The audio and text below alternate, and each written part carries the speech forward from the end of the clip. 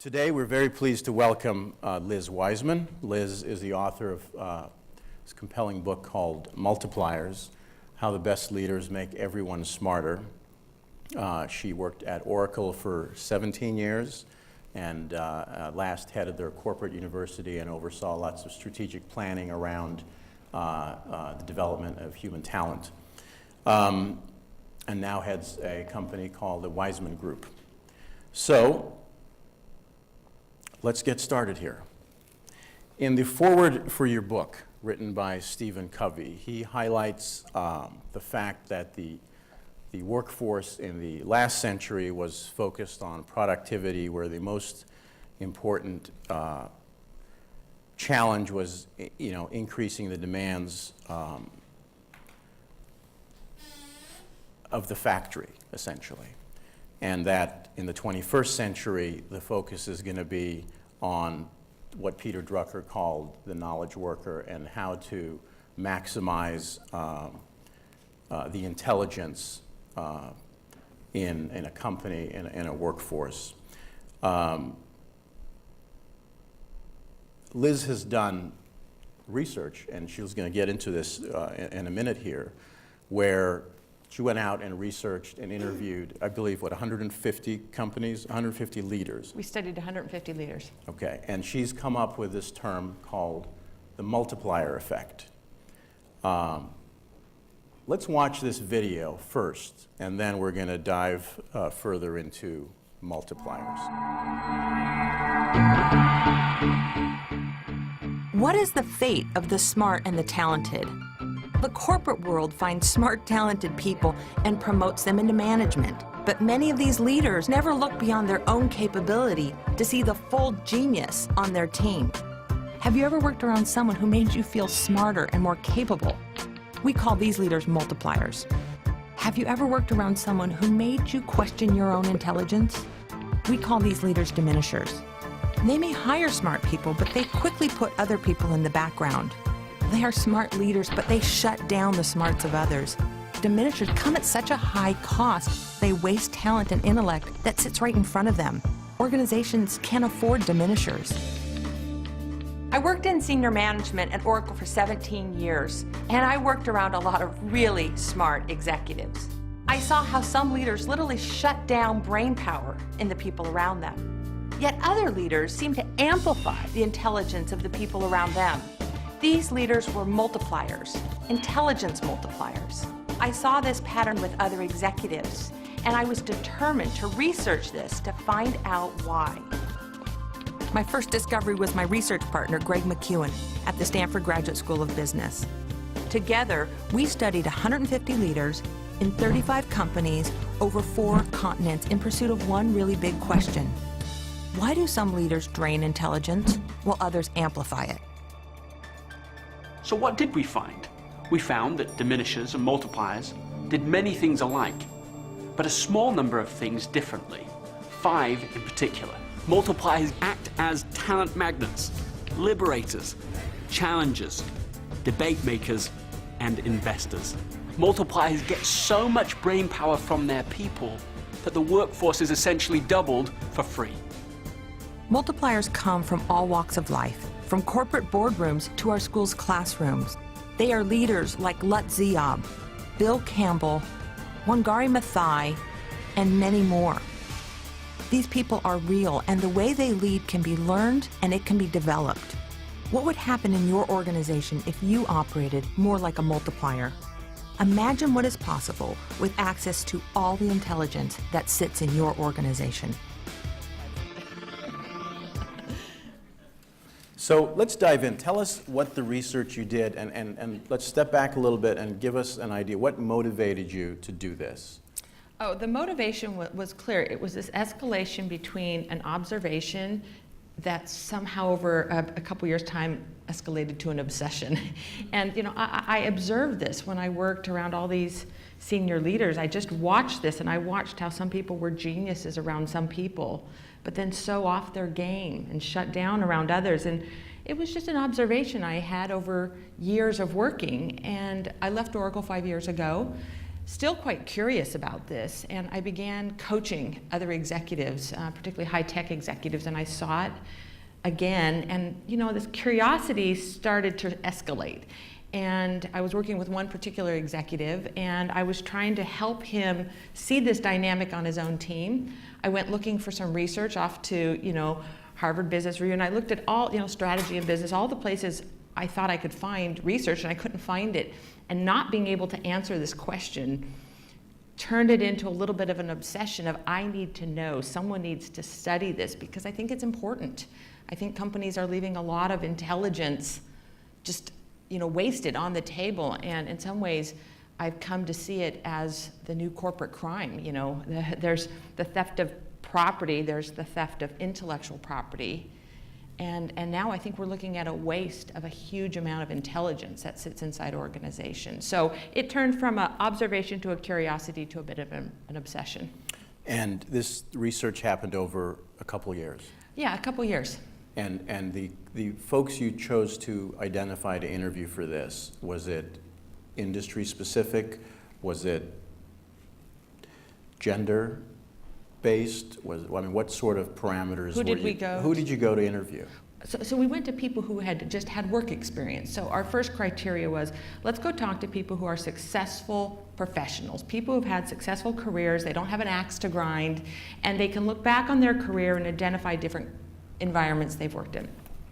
And then we went looking in industries in which knowledge and intelligence is a competitive advantage. So we looked in technology companies, we looked in biotech, we looked in higher ed, we looked at places where that really was an important factor inside the company, as opposed to maybe sort of a discrete manufacturing process, where maybe that wasn't quite the essence of the competitive nature of the company.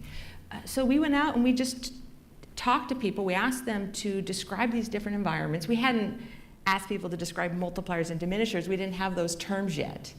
And people identified people they had worked with that were really on the polar extremes. Someone who really shut down capability in an organization, and then someone around whom they and other people just got hard things done, complex problems got solved, big stretch challenges that seemed impossible suddenly became possible. And we asked people to tell us about their experience, and we ended up doing some qualitative and quantitative research. And then when did the term multiplier and diminisher emerge out of this?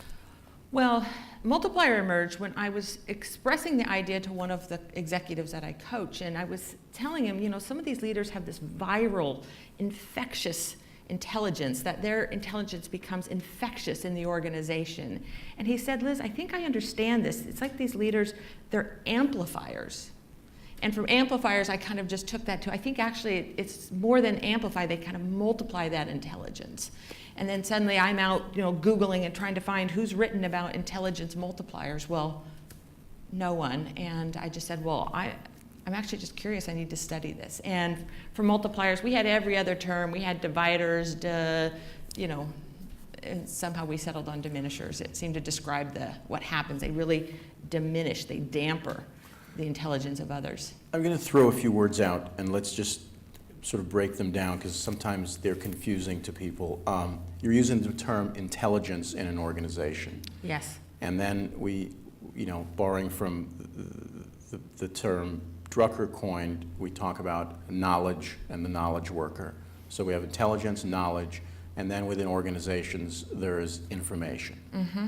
So do you want to sort of play those three words against each other? Well, our focus was really on intelligence, and we went out, the first thing we did is we did a survey of all of the literature on intelligence, and we tried to find what is a really good scope and a definition for intelligence. And I think at the most surface level, people think of intelligence, they think of IQ, which is a measure of quantitative or analytical intelligence. And we looked at a definition of intelligence that came out of a research project. I think like 56 cognitive psychologists agreed on a definition of intelligence, in essence, is the ability to solve problems, to adapt to one's environment, to get things done. It's this adaptive coping ability to reason and get things done. And that was really the focus that we took. It's not only, smarts as measured by tests, but the ability to solve hard, complex problems. And that's really the focus. What happens to people's ability to think, to reason, to solve complex problems and adapt in changing environments? And that was really the focus. So knowledge is a piece of that. Okay. What is it that a multiplier does best? Well, it's interesting. We found these 5 disciplines, and I can kind of go through each one of those. We found that they do 5 things very differently, but when we looked at, I think we rated like 67 different leadership and management competencies, and the one that popped out at the highest of the list that really separated multipliers and diminishers is one that virtually no one guesses. If I gave you that list of 67, there's probably no one in this, or maybe a couple people who might put that to the top of the list. I wouldn't have. And it was intellectual curiosity. That there are people who are just hungry to know what other people know. If they get into a conversation, they're spending less time trying to share what they know and more time trying to understand what other people know. They're people who gravitate toward puzzles and problems. They're like, I wonder why. Why is this and why is that and what is this person? They're just really, really curious intellectually, and I think it's what drives a lot of these other behaviors and practices. The other thing that we found that was so interesting in our research is that they hold very different mindsets. And that mindset really drives a lot of the behavior in these 5 practices as well. And the best way I think I could sum it up is that diminishers hold a subtle but powerful assumption that no one will figure it out without them.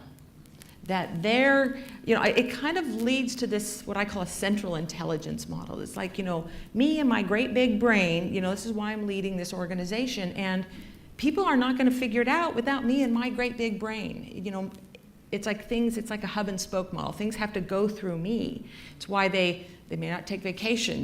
There's they have to be in every meeting. They're constantly like, no, it needs to come through me, or people aren't going to be able to figure it out. It's like, there's like no vacations for the super intelligent or something. And the multipliers have a very, very different assumption, and these assumptions I think are like, I see it like a ticker tape that just kind of runs across people's minds. It's very subtle, but it's what we show up to work every day with. And it's the assumption that people are smart and they'll figure it out. It's a very, very simple thing. It's like there's a lot of smart people. People are smart. I work around brilliant people, and they're going to figure it out. So if there's ambiguity, they're going to sort through that. There's complexity, they're going to figure it out. If there's competing priorities, they're going to sort those out. And I might need to help frame things for them. I might need to point them in the right direction. I might need to give them some starting points and some data and encouragement. But in the end, they will figure it out. I mean, think about how you lead if you just hold that assumption.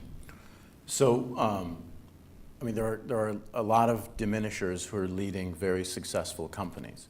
So they're clearly doing something right. So what are the similarities between diminishers and multipliers? Yeah. That was an interesting part of our research, is we were trying to find what they do that's different. What was interesting is everything they do alike. There's a lot of things that you would learn in business school, you would learn in just good management practice, that they do alike. They both have really great business acumen, customer orientation. They both consider themselves thought leaders, strategic thinkers. There's a whole list of things that do not differentiate them. But I think it's the things that fall from these subtle assumptions. And it's really these 5 disciplines. Often you hear someone say, a great leader is a good delegator. Is that what we're talking about here? Or you'll hear somebody describe a leader as he or she is very empowering. Mm-hmm. And these might get interchanged at times. Are these characteristics? What's the difference between those two? Yeah, delegation doesn't really, in and of itself, is not a differentiator. Great managers are great delegators, but there's a big difference between delegating tasks and giving someone else a challenge.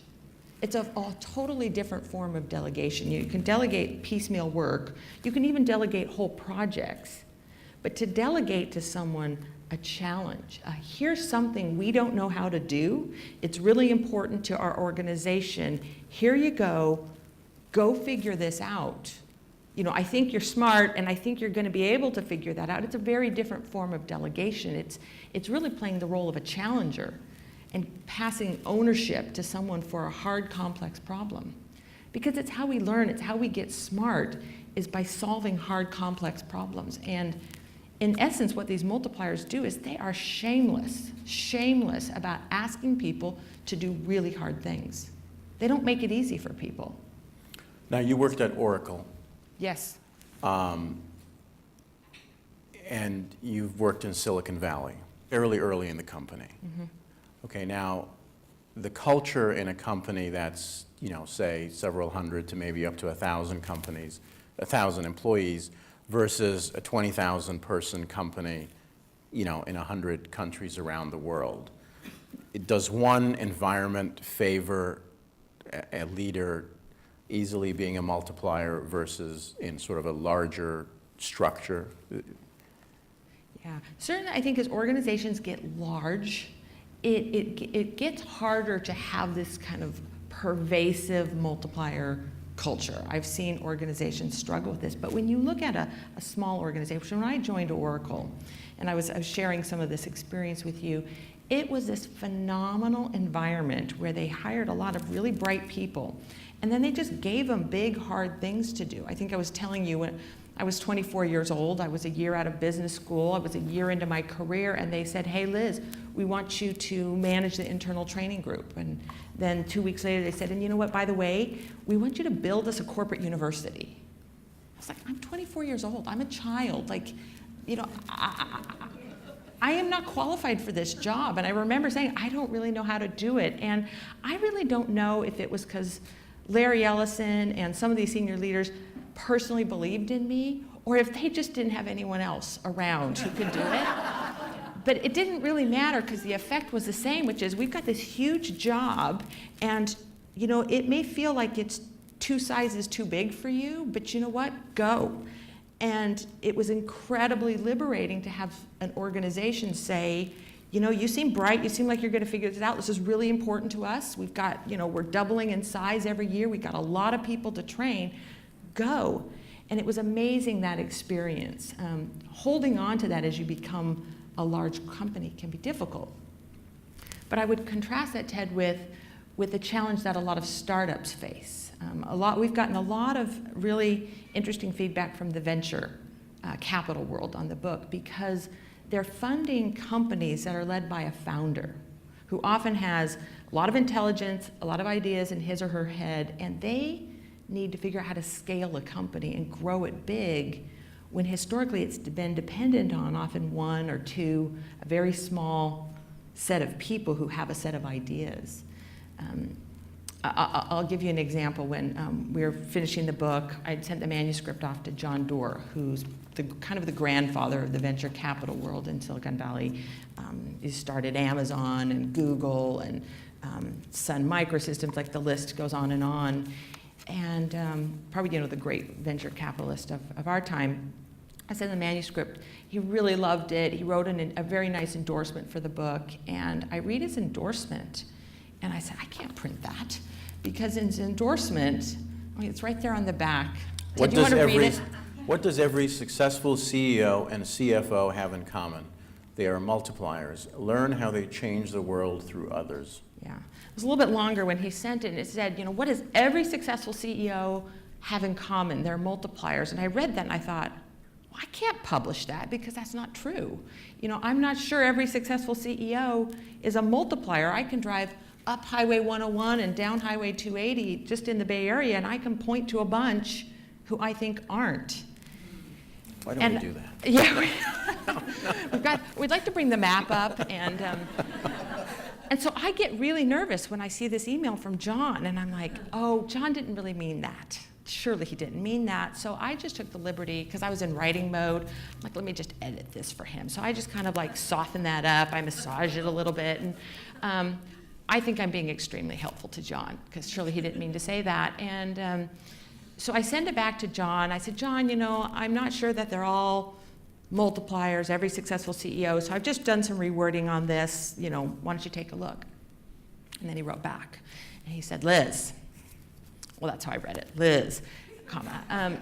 It has been my experience, having grown a number of companies from very small startups to very large, successful organizations, that the ones who can make it essentially across that chasm have to figure out how to have multipliers at the top of their organization, period. He said, my endorsement stands as is, period. John.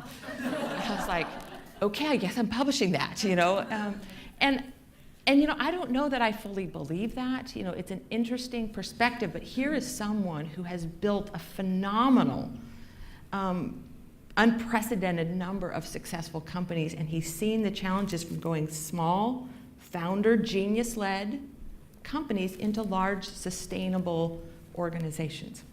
It's his point of view. But yet I feel like I can point to a few. Let's look, for example, at some startups that had a brain, a genius, an idea. Amazon. Mm-hmm. Founder still leads the company. Mm-hmm. Google, founder stepped aside, brought in a seasoned professional CEO. Mm-hmm. eBay, same thing. Mm-hmm. Is that a direction? If someone's a startup, I've heard people refer to it as founder's syndrome, where you're ultimately the big idea person and insist on sort of hoarding that, and can sometimes lead to the failure of a company not becoming the success it could be. Yeah, I have incredible respect for large founder-led companies, because it's a very difficult transition. I spent 17 years at Oracle, worked there when it was roughly small, and I've seen Larry Ellison, grow in that transition. Not all of them make it, and not all of them make it as what I would call multipliers. The interesting thing between Amazon with Jeffrey Bezos, Google with now Eric Schmidt and Larry and Sergey, leading that is there's a common denominator in both of those, and it's called Bill Campbell. Bill Campbell, who actually we feature in the book, Bill Campbell is the former CEO of Intuit. And when I was doing the research, someone pointed to him as a multiplier. So I go to meet with Bill, who's now retired as the CEO. He's now the chairman of Intuit. And I sit down and I say, Bill, you've been identified as a multiplier. I want to talk with you. And he goes, oh, Liz, no. He said, I began my career as one of the great diminishers of all time. And I'm like, oh, this will be an interesting interview. And he started at Columbia as the head football coach, went to Kodak and to Apple, got into high tech, and he said, I bossed everyone around, I called in every play, I told people what to do, I made every hard decision. He says, I was a diminisher. Bill himself got a wake-up call. Donna Dubinsky, now was the head of Palm, worked for him, and she was kind of an emissary to say, Bill, we can't work for you unless you let us do our jobs. You hired us because we're smart. You might as well let us think, and we'll do anything for you, but give us some space. So, someone threw a brick at him, and he changed, and he learned to evolve, and he became what we call a multiplier. But what's interesting is the story doesn't stop there. Bill now is the person that Kleiner Perkins and other venture firms asked Bill to come and advise these emerging giants. So he was the one who was asked to advise Jeffrey Bezos and has helped him learn how to get out of his own head, his own ideas, and how to build genius on his team. He is the advisor to Eric Schmidt, to Sergey, to Larry at Google, to help them move beyond the founder syndrome and really build a team of geniuses. He's the behind-the-scenes advisor to Steve Jobs, helping him figure out how to create brilliance on his team. So this isn't a binary thing. It's not you're either one or the other. It's some form of a continuum. And a leader, would you agree with me, can start off maybe on the less desired diminisher side and can actually evolve? Absolutely, and Bill Campbell's a great example of this. As someone who started as a self-proclaimed raging diminisher into not only a multiplier, but we call a multiplier of others. But this was a 25-year journey for Bill Campbell. And I love that he shared his story with us in the book. And our question is, can that process be accelerated? Instead of it happening through the maturity that comes through the wisdom and having someone throw a brick at you, can it be accelerated and done more quickly? And we find that for the most part the answer is yes, where we have leaders who say, I might have a bit of diminisher in me. And one fun thing is, as people have read the book, there's almost a universal reaction, is that people go, oh, I've worked for one of these diminishers. Virtually everyone can point to someone who has been in this role. Then two, almost everyone goes, I'd actually like to be one of these multipliers. I'd like to lead this way. And then there's typically a third reaction, and maybe I'm spoiling this for people who are going to read the book and who haven't, is, wow, I might be a little bit of a diminisher. My mom helped me with the copy edit before I sent it off to HarperCollins, and I remember she read the Debate Maker chapter, and she called me up and she said, Elizabeth, I'm a diminisher. And she's like, she was a principal of a middle school, and she said, I did not lead debate. I made a lot of decisions, but I really wasn't the debate maker you describe here. And I think we all, surely as I was writing the book, I'm like, oh, yes, it takes one to know one. And at times I am a multiplier, but it takes one to know one, and at times I operate as a diminisher. So if you start with that sense of I might have a little bit of this diminisher in me and my practices, anyone can learn to do this, if you can see it. We recently hosted Michael Eisner. He has a new book out that he was inspired by the relationship he had with Frank Wells at Disney. And so he went out and interviewed a dozen partnerships, either the number one, number two president, COO. I'm wondering if one sees in themselves that they're a diminisher and they don't see that they're going to change. Can one make up for that by bringing in a president or where there's absence of ego, you're allowing someone else? What I'm getting at is, it would seem to me that this multiplier effect would multiply even further if you have people in key places in the company with that mindset. Absolutely. I think the next best strategy for a senior executive is, if you are not a multiplier yourself, the way that you're going to be able to cross that chasm that John Doerr talked about is, you might want to go find a really good president, a COO, a number two, a close partner who is a multiplier. And I think we can point to a number of organizations run this way. One is Apple. Now, I would not say that Steve Jobs is a diminisher. I do a lot of work at Apple, and I see the ways in which Steve is a multiplier. I can definitely see them, and I hear from people who work for him. But Steve is someone who I think has figured out really, or is a multiplier to those close to him, to the Johnny Ives, to the engineers, to the people who are really innovating and building that technology. This is not his reputation he has broadly. There's a reputation that people are afraid of Steve, and that, he's a little bit hot-headed. And I think there's a perception broadly in the organization. I think people would not call him a multiplier, but Steve has a number two, a COO named Tim Cook, who is an absolute brilliant multiplier who creates that broader dynamic in the organization that I don't think Steve creates. Steve does something else that is brilliant. And I think Apple's a good example of a company who gets that kind of multiplier effect, but it doesn't necessarily kind of radiate from the CEO. I'm curious about biases you may have discovered in the research. When I read the book, my instincts were to say that women leaders are probably better multipliers than men. And we have a great partnership with the Step Up Women's Network. There's a lot of successful women in our audience today. Is that correct? Am I wrong? Well, that's an interesting one. It might be an interesting one to do another poll. How many in the audience think women leaders are better multipliers? How many think men are? And how many think there's no difference? Yeah. I think if you added up all those hands, it was more than 100%. I think there were some people voting twice in that. It's interesting. This is one that we do not have watertight research on this. We simply have some observations that came out of it because we weren't looking for gender. Gender did not really occur to me, in this. But what I will say is that there's been, I'll share two observations and see kind of where those both take us. One observation is that a lot of people do come to the conclusion that, wow, this is kind of a girl thing. Like, this is something that women are naturally good at. And actually the first publisher that I talked to said, oh yeah, this is definitely something that women excel at, and saw it as kind of a women's leadership model. And we didn't go with that publisher because I just don't think that that is the case. But it is kind of a common view. The other observation I'll share is that as we were doing the research, the preponderance of multipliers that people identified were men.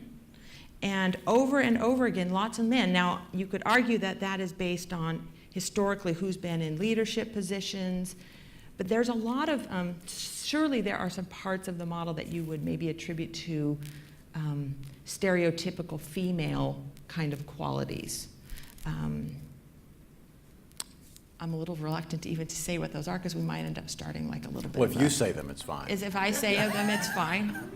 But maybe a certain orientation around growth and the development of others that might be seen as sort of a female orientation. Maybe a willingness to put other people in the spotlight. That might be seen as a historically female orientation. But there's a lot of aspects of this model that are very, very what would be stereotypically masculine, including a really hard edge, a challenger orientation, a willingness to push and to ask people to do really hard things, like an unrelenting sense of, no, this is hard, you can do it, I'm not going to come in and help. In fact, one of the things we found, one of the profiles of what we call the accidental diminisher, the well-intended leader who is accidentally shutting down others, is a very female orientation.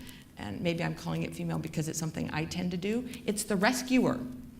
How many of us, when we see people doing something hard that they maybe don't know how to do, that's a little out of their element, do we jump in and rescue? We're like, oh, somebody's failing, somebody's struggling, let me be helpful. And let me come in and just do this little bit for you and help you with this. And when we do that, we shut down the intelligence of others because the growth of intelligence and capability comes in the struggle and comes in not in taking it 90% of the way. The learning happens between the 90 and 100% of how do you really do that. And when we jump in and rescue and help and nurture and support, we shut down the learning. So I see both kind of female and male orientations in this. Any other biases or possibilities, across ethnic diversities or cultural or international? Did you interviewed leaders on all 5 continents? Did you see anything, say, comparing leadership styles in Asia or Africa?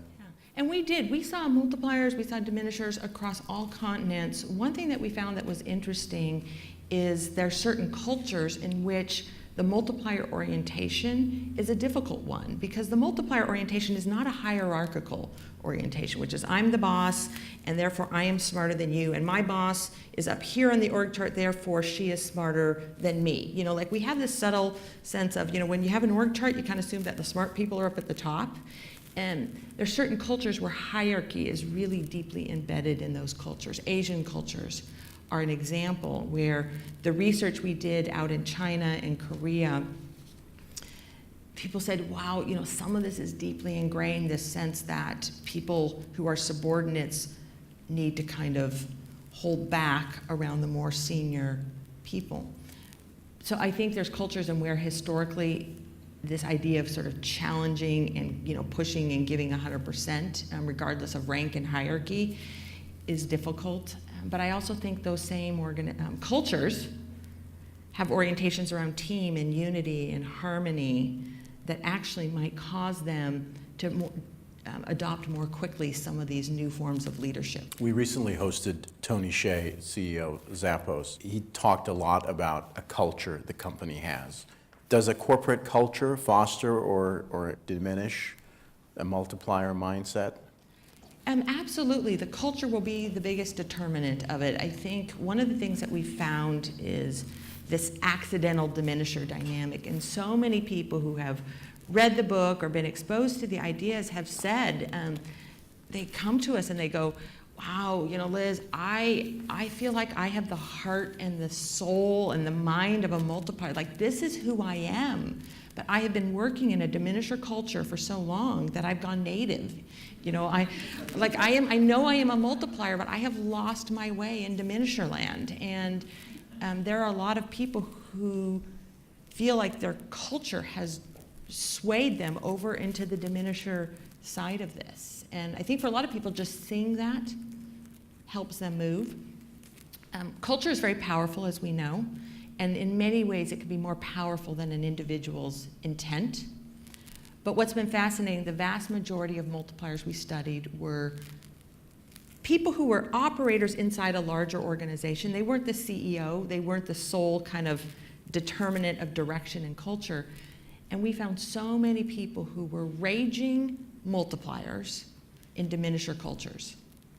You know, time after time, and I can kind of go through the list and name these people. It's like they saw a better way for them to lead, and they did it in a diminisher environment. I find these people very, very inspiring. Interesting. I'm going to ask you one more question, and then we're going to open it up to the audience.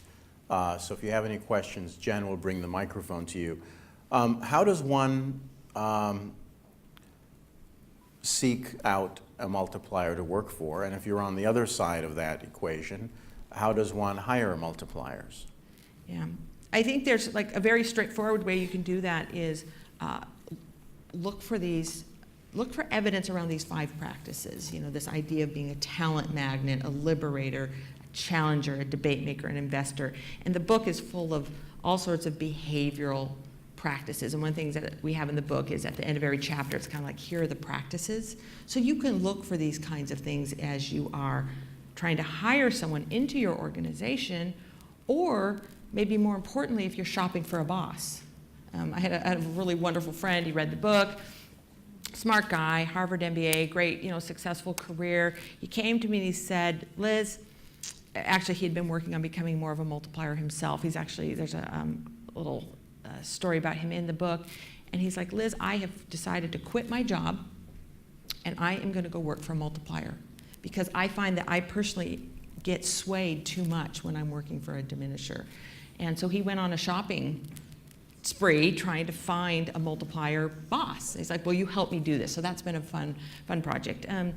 I would look for intellectual curiosity would probably be the number one thing I would look for. I would look for, you know, does this person have an assumption that there are a lot of really smart people, or do they, in all of their conversation, is there kind of an elitist model?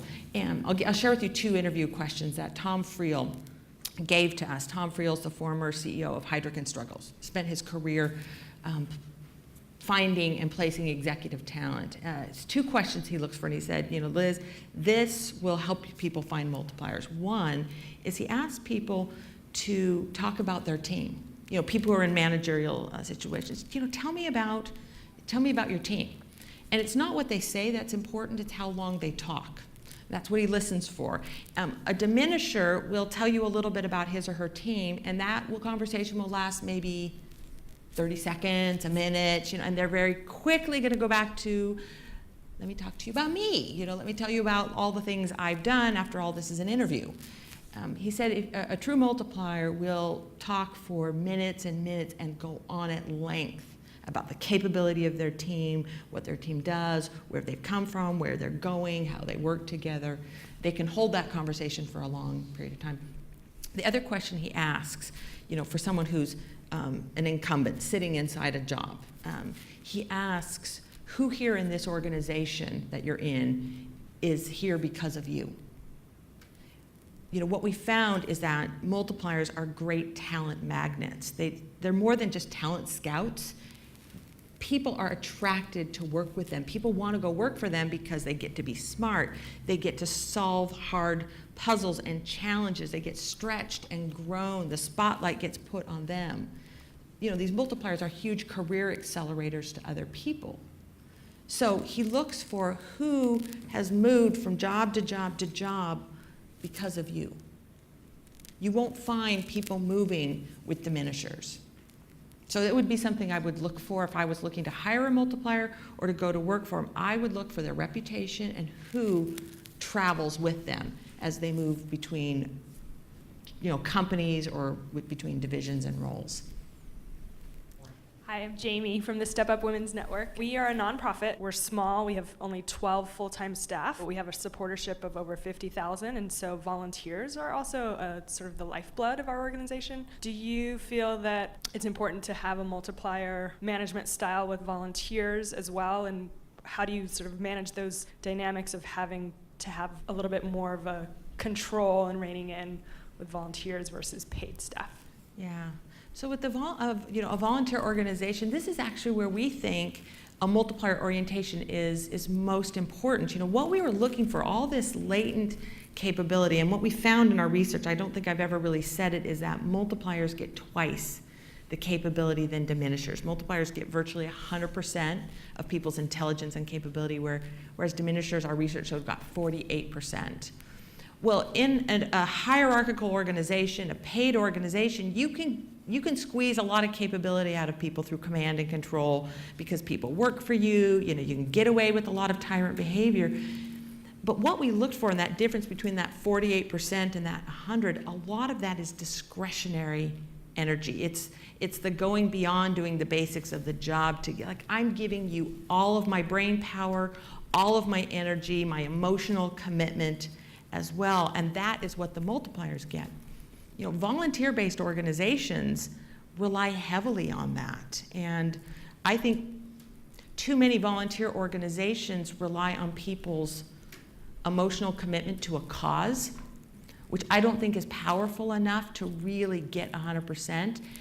But if you can engage people's minds and hearts and challenge them, I think it's where you get that 100%. There's an example in the book of Marguerite Hancock, who is by day a Stanford researcher and professor. She's a professor of business and international strategy, but she has a very significant role leading a volunteer organization that runs girls' camps for very diverse groups of girls up in the Sierra Mountains each summer.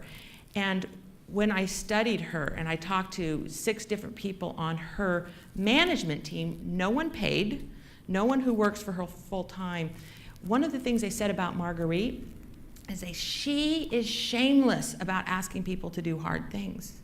She says, we are doing important work here. She doesn't say, oh, this is a volunteer organization, you know, do what you can. She's like, these girls need this experience. This is a life-changing, pivotal thing. She sets a big vision, a big stretch goal, and she finds people's genius.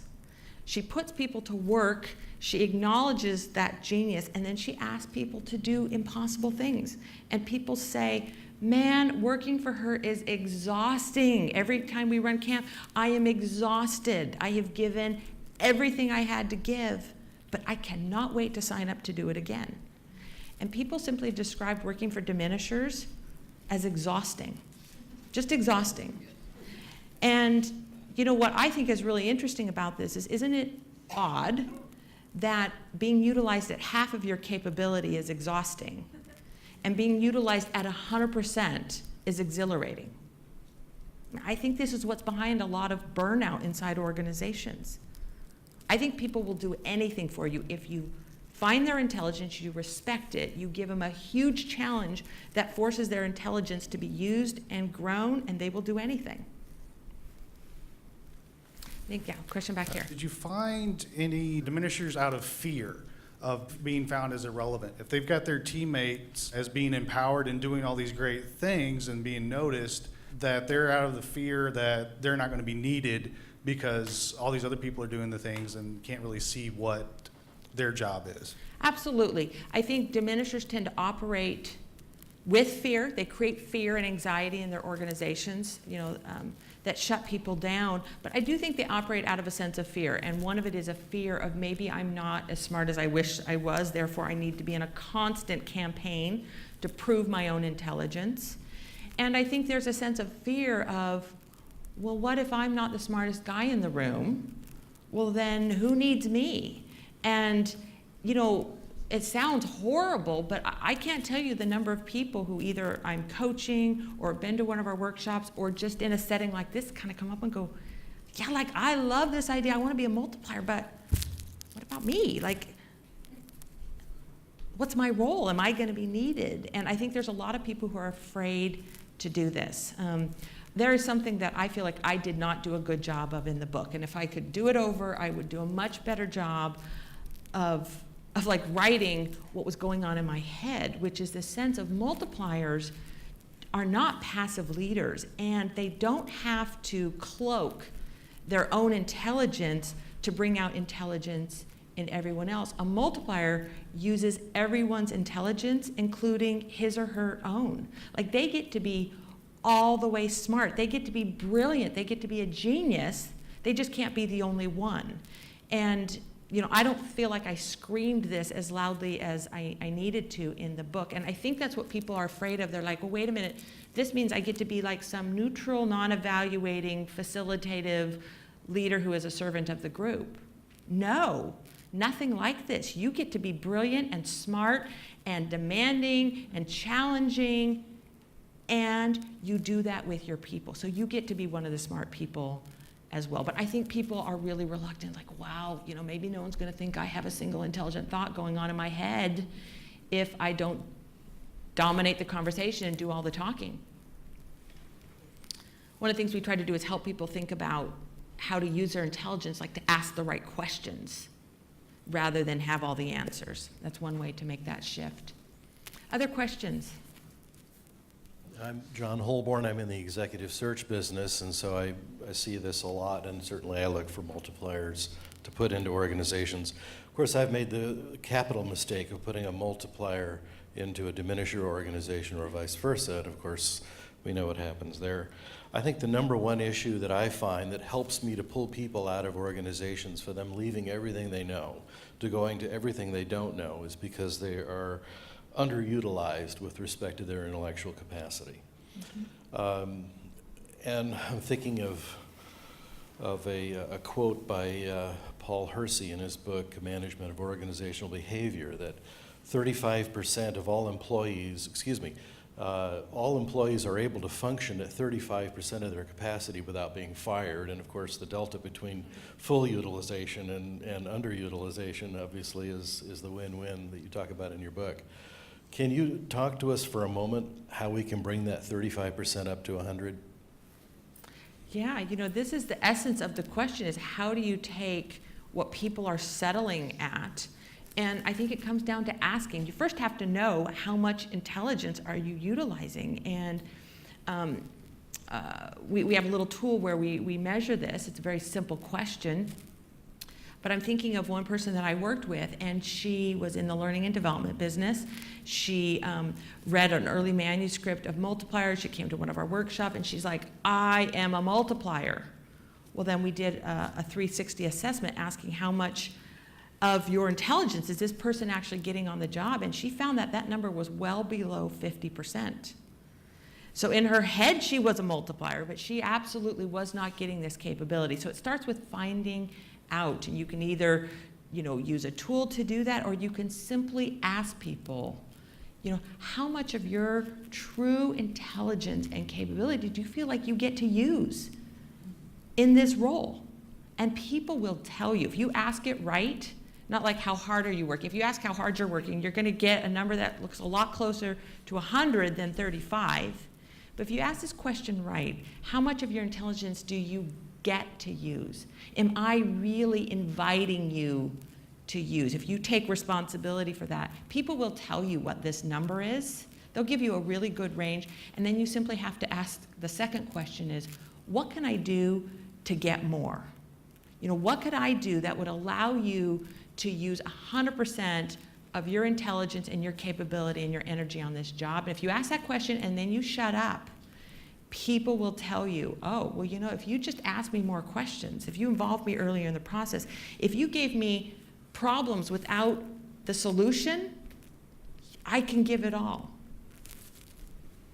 I think you've got to find out what the benchmark is, because it's not often what people think. Sometimes it's a very surprising difference. Very few of the diminishers understood the diminishing impact they were having on others. It was shocking. Okay, another question. I teach at Southwestern Law School. We have a joint JD MBA with the Drucker School. And when you're going through the dichotomy, I realize that the notion of diminishers and multipliers is developed for the for-profit business setting. But it seems to me that there are a lot of analogies to the classroom setting, and I'm wondering if you think that there are lessons to be derived from this for those of us who teach, especially teach in a higher education context. Absolutely. There are not only parallels, we found examples in our research. As we asked people in our research, we didn't say, tell us about a boss you worked for. We're saying, tell us about an environment, a situation in which you were working around a multiplier. And we had a number of teachers come up in that example. My very favorite in the book is the story of Patrick Kelly, a U.S. history middle school teacher. And this is a teacher who is more beloved than any other teacher on this campus. It's a teacher that gets more shout outs at middle school graduation. You know, who's the teacher who changed your life? It's Patrick Kelly. But he's not only the most loved, he's also the most loathed teacher on the very same campus. And you know, it happens to be my children, who I've got a couple children in middle school, this is their US history teacher. When I went to go to parent information night, my daughter Megan said, Mom, here's my schedule, get to as many as you can. I know you can't get to all of them, but get to Patrick Kelly's class and be there on time, Mom. Do not be late. And don't bring your cell phone. Don't talk on your cell phone. Don't text. Mom, do not talk to your neighbors. And be on time. Did I tell you to be on time? I mean, so I literally ran from my house to school, so I was on time in my seat, scared to death about this monster, Patrick Kelly. And after the 12-minute orientation, I left like, I'm quitting my job and I'm going back to middle school and I'm going to learn US history from Patrick Kelly. And he does this incredible job of creating this environment of openness, of discussion, of inquiry, of learning, of pounding on questions and issues. But don't you dare slack off in his class. And when you cross that threshold into his classroom, you are on your game. And he says, I expect your best work, your best thinking. And I think there's so many teachers who play that role of multiplier.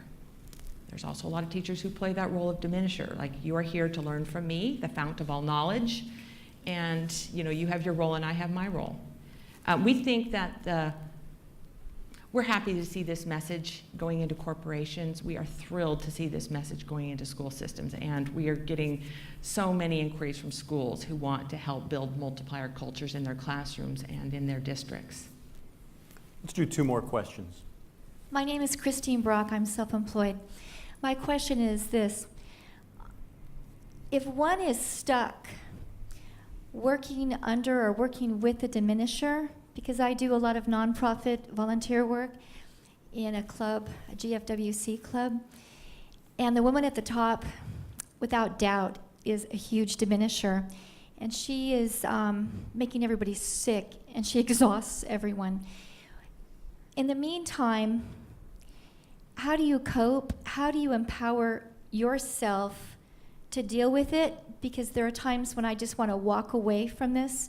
I'm not getting paid to work with her. And yet, as I said, she's just totally exhausting. Yeah. You know, it's funny. We wrote an article for Harvard Business Review about multipliers, and then I was invited to be a guest blogger for Harvard Business Review, and the blog that they wanted more than anything was not about multipliers. It's how do you cope working for a diminisher. So actually, I've written the blog. It's going to be out there in just probably a couple weeks. But I think there's some strategies, particularly if it's a bully. You know, there's one thing I've learned throughout my life is there's only one thing a bully really respects, is someone who stands up to them. So I think that's kind of the first order of business is people diminish us because we allow them to. And I think the first order of business is to say, no, I am smart, I am capable. I am going to be smart and capable. I'm not going to allow this person to convince me otherwise. But I think most people come into this going, okay, what do I do? Do I leave? Can I change this person? How do I change this person? And the answer is you can't. You can't change anyone. We all know that. You can only change yourself. But what you can be is, rather than get into a diminisher battle, which is, okay, you diminish me, I'm coming right back at you, you stand up. But then the strategy is you simply multiply up. You be a multiplier to a diminisher boss. And you will not change that person. That doesn't sprinkle fairy dust on them and make them into a multiplier. But what it does is it changes that diminishing dynamic. Because what does a diminisher want more than anything? They want to be smart, and they want other people to see them as smart. What do multipliers do? They see people's smarts and they use it. And there are some ways that you can use the intelligence and capability of your boss. And I think most people who get in this diminishing cycle, we all retreat, we pull away, and we're like, you have such a need to be the smartest guy in the room. I'm not helping you on this. I'm not doing anything to make this easier for you because it is wrong. It is just wrong, morally wrong. And so we pull back. And I think what smart people do is they go, you know what, you're right, you are smart. And I am going to use that smarts. And I am going to find your genius and use it. And I'm going to learn from you because I have an intellectual curiosity and I want to learn from the people around me. And there is nothing wrong with learning from one's boss. And I think if you really seek to be a multiplier to a diminisher boss, I think you'll find that they may not change, but that dynamic, I think it will profoundly change. Hi, my name is Meredith Williams, and I'm an attorney in the employment law world, so I see a lot of people bring lawsuits that I think probably come more out of being unhappy than anything else. But I was curious if you noticed in diminishers and multipliers a difference in whether or not people were optimistic or pessimistic, and if that affected how they saw people as smart around them, or how they saw that they could utilize people or need to create that fear. It's a great question, and I wish we had put that onto our research. We didn't ask around pessimism and optimism. We chose to look more at a set of management practices and mindsets around intelligence. Do you believe intelligence is extensible? Does it grow? Is it dynamic? Or do you believe intelligence is like a birthright that, it's handed out? You're smart, you're smarter, you're not, So that's what we studied. We didn't study this, but I think if you connected it to other research on optimism and pessimism, I think you'd find a lot of corollaries to that. We didn't overtly study confidence, but I can tell you, in having been in every one of these interviews, that I would say that there seems to be a tremendous amount of confidence that comes with multipliers. It's why they can go, you know what, I don't actually need to prove every single day of my life that I'm the smartest person in the room, because guess what? I am smart. I already think I'm smart. I think I'm brilliant. I'm a genius. Discussion over, now let's get to work. So they don't need to prove it every day. I think it comes from an innate sense of, yeah, I'm smart. I'm capable. Therefore, I can focus on the smarts and capability of people around me. So I don't know that's exactly optimism and pessimism, but I suspect you would find that. Thanks, Liz. You're welcome.